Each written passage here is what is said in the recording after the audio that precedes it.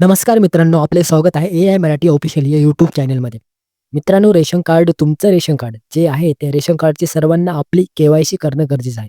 तुमच्या कुटुंबामध्ये जेवढे काही रेशन कार्डमध्ये व्यक्ती आहेत, त्या सर्वांची ई-के-वाय-सी करणं बंधनकारक आहे. जर तुम्ही रेशनची ई-के-वाय-सी नाही केली, तर तुमचं धान्य बंद होऊ शकतं आणि तुमचं जे नाव आहे त्यामधून कट होऊ शकतं.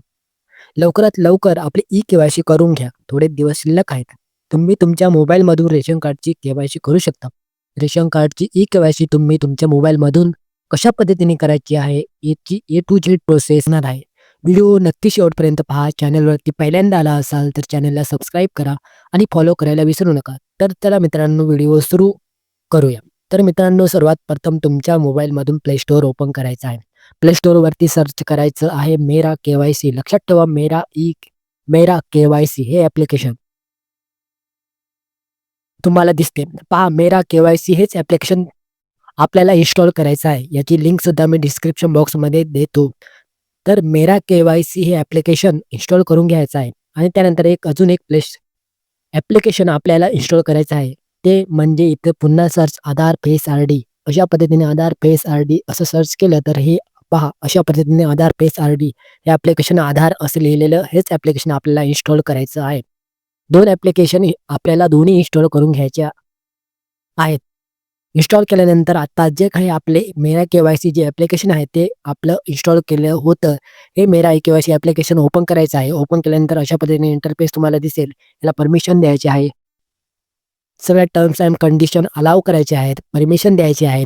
त्यानंतर आपल्याला इथे स्टेट विचारलं जाईल. Select state. तर त्या स्टेटमध्ये आपलं महाराष्ट्र स्टेट निवडायचं आहे. तर इथे आपल्याला महाराष्ट्र निवडूयात. महाराष्ट्र व्हेरिफाय लोकेशनवरती क्लिक करायचं आहे.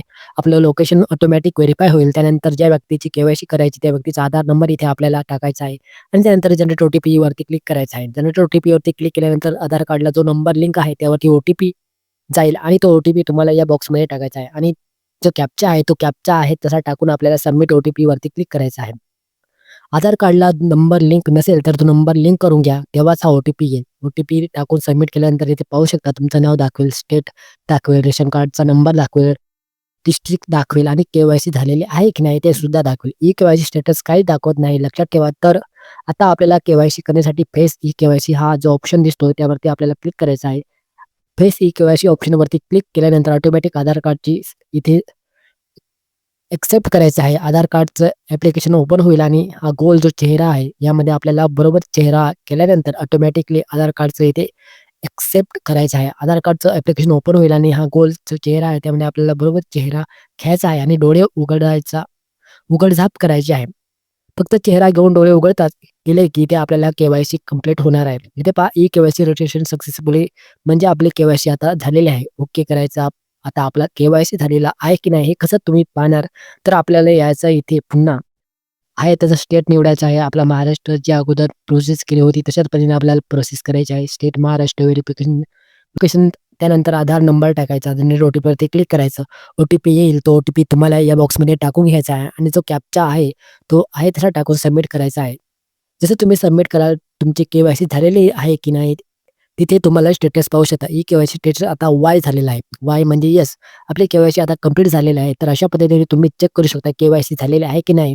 के-वाय-सी झाली नसेल तर अशा पद्धतीने के-वाय-सी करू शकता. महत्त्वपूर्ण हा व्हिडिओ होता. सर्वांना शेअर करा. धन्यवाद. जय हिंद, जय महाराष्ट्र.